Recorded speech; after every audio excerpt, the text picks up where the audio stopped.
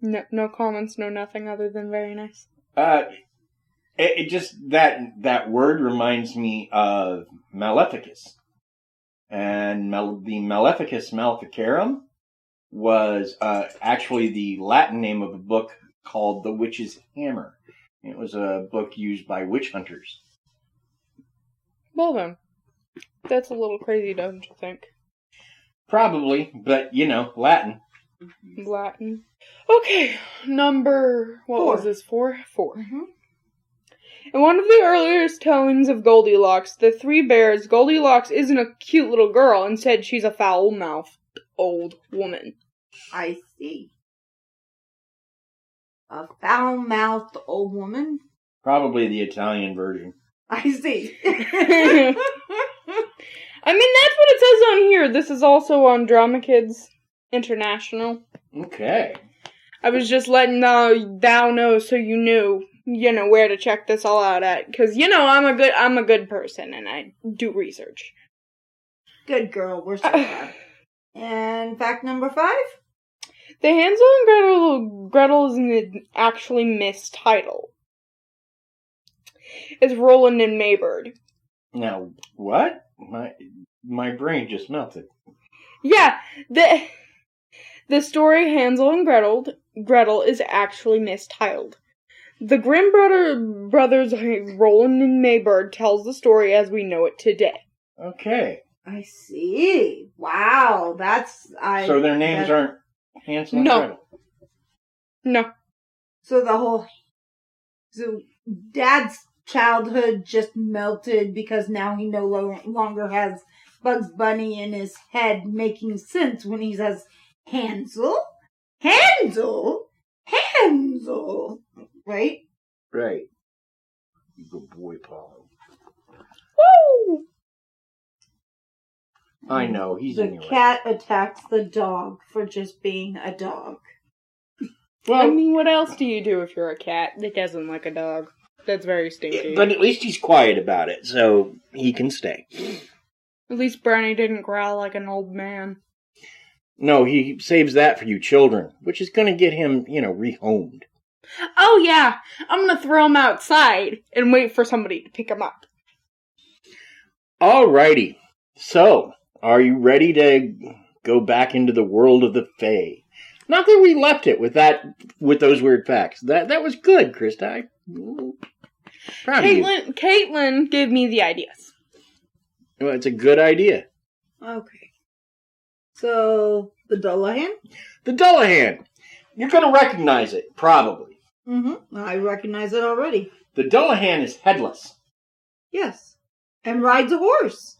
Rides a horse, or it drives a coach. It was actually used as a coach driver in Darby O'Gill and the Little People, a Disney film, and we know how you feel about Disney. I actually quite enjoy Darby O'Gill and the Little People. It's an enjoyable movie. They used to show it all the time when I was a kid in school. And in fact, the Dullahan is sometimes pictured as driving a death coach that inside has a banshee.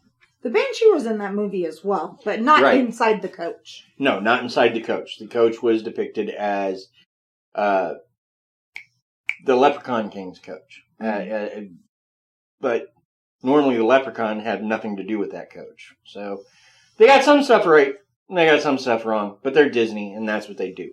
Okay. Alright. Whatever helps you sleep at night, dude. They get some stuff right, they get some stuff wrong. I don't know what I said wrong there. You didn't say anything wrong. Oh, did I say that out loud? Yeah, you said that out loud. I was, oh my god. I was talking to somebody else. I should probably set my phone down. Now, if they're driving the course, the chariot, the wagon, coach. The coach, sorry. Interesting tidbit. You know what they use for a whip? Their head? Human spine. Oh, fun. Oh, that must hurt. Well, it probably doesn't hurt anymore because the spine's been removed from whoever owned it, but... Yeah. No, I meant if they use it as a whip, doesn't that hurt? Well, no. But the human spine looks dying. The Dullahan actually makes an American appearance as the Headless Horseman. That's exactly. what I was thinking. Yeah. However, we don't call it that because we're American. We got to do things our own way. Well, of course. Yeah.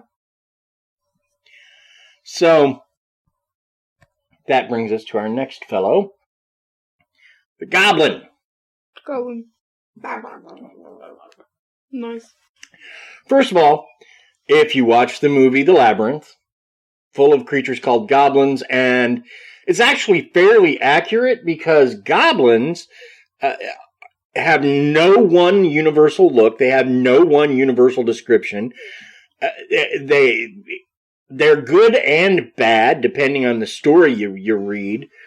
So the Goblin, yes, most of the time, about 60 to 75%, they were mischievous or malevolent, but the rest of the time they were good. But you have to take all of that with a grain of salt, because I hate to throw this out there because I'm one of them. But you really have to agree that as a whole, humans kind of stink on being understanding when we tell stories about other creatures. Right. I mean, we spend an awful lot of time as a race downing all forms of animals that we didn't use as pets and downing each other and enslaving each other and doing terrible things to one another. So I really have to keep in the back of my mind that if we're writing stories about goblins and fairies and stuff, we have to take everything that we say about goblins and fairies with a grain of salt, because humans are always, or as a whole, we tend to make ourselves look good, especially people who put these stories out there. Exactly. So, right. And I would like to take a quick note on everybody here right now. Everybody here right now, we are all humans here. We are not a grid. We are not a block or a blob. If you are, good job. Round of applause. But, just who you are, nobody needs to, if somebody tries to, talk you down from who you are or what you like doing, that is not okay. Go, you do you. That's basically what I'm saying. Okay. But if it's not good, please stop. I'm just saying, I don't know that 65% of goblins would all be bad if they were out there. I just want to, keep an open mind in the goblinness of it all. Well, and the thing is that we're talking about these creatures in folklore, but to say they're not seen would be a lie, because a Dullahan was sighted in the Cotswolds just 5 years ago. And in a remote part of Germany, they report goblins on a regular basis. There you go. So, while they're not seen as much as they were, say, in the Middle Ages, they're still seen. So let's move on to the next thing, which would be a word from our sponsors. Yay! Sponsors! Yay for sponsors! Because we love them so very much. And monetizing the podcast, not a bad thing. Never a bad thing. So, let's take a few moments, hear what they have to say, and we'll meet back here to talk about other cool stuff. Yep. In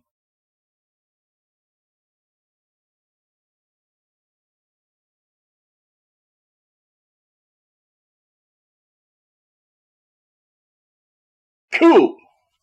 That was so much fun. Yep, it was. Wow. So let's move on to the next thing, the elf. Elf. Now, the elf was derived from Teutonic origin. Description of elves varied from author to author. In fact, it was originally spoken as Alf, A-L-F. Mm. And according to Norse myths, there are two groups or tribes of elves. There's the light elves, known as the Ijasalfar, and I'm sure I screwed that up. God, I hope so. And they lived in a world called Alfheim. Alfheim. And they were seen as fair. The other group were the dark elves, or the Dokalfar, living in Nidavellir, or black elves, also called the Svartalfar, living in a world called Svartalfheim. Say that 5 times fast. No, I don't want to say it again. My tongue apparently doesn't do Viking. Yeah, new, bad. New. But the thing about elves, they still impact Norwegic and Icelandic life to this very day. I want to say it's in Iceland where a road was moved around a hill, like it was supposed to go through the hill.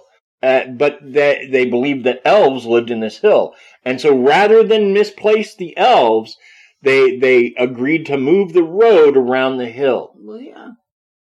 Cool.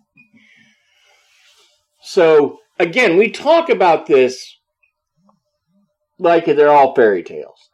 But they have real-world appearances. Sure. That brings us to the leprechaun. The leprechaun? Now, we spoke briefly about the leprechaun the last show. And I am firmly convinced at some point we will really dig into their origin and all the stories and everything like that. However... Yeah, I gotta plant my green first, because... I gotta plant my green so my sisters won't pinch me. Now, there's a number of possible origins for the term leprechaun, including the term lethbruggan, which means shoemaker, and luacharma, the Irish for pygmy. They appear to be small, aged men who have had slightly too much to drink. The tipple of their choice is rumored to be a homebrewed poteen. However, keep in mind they will never become so intoxicated that the hand which holds the hammer becomes unsteady or that their shoemaker's work is marred in any way. I see. Now, they're also treasure keepers. In fact, they keep treasure in crocks, which they bury. And supposedly, the theory goes that if you capture one, he has to give you his pot of gold. He has to give you one of his crocks of gold. They have several, apparently. Well, even better.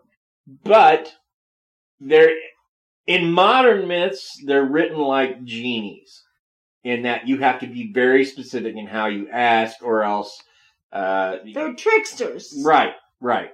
In older tales, they're not written quite so tricksterous. If you catch one, they'll give you a crock of their gold. However, they have to respect you, kind of. Right.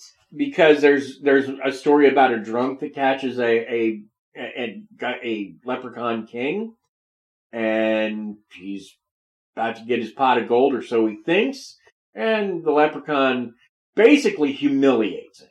Mm-hmm. And that's because he's a drunk. He drinks too much. And like if you look at the older stories of leprechauns, that's the way it is that they don't go after you unless you have a flaw, and that flaw needs redressing. I see. So, to teach you a lesson. Well, no, they don't want to give away their money, but if they can not give away their money and teach a lesson, that seems to be a good thing for them. I see. One thing I'm going to say to all leprechauns, if you can hear me out there, I'm not going to catch you. You can keep your gold. Have a nice day. Aw, you're so sweet.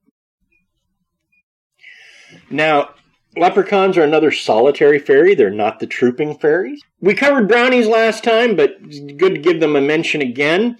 Brownie was a household elf, which they were one of the kinds of elves that would make sure their home was tidy at night while the family was sleeping.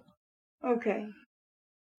And brownies are the fairies you want to recruit into your house. So brownies like drinks and food. That's what they like. Occasionally clothes. I see. Drinks, food. Not this one. No, that brownie is a pain in the tuchus. Yes. But he loves us. Now, there is a solitary fairy. Not meaning that he's alone, but there's only one of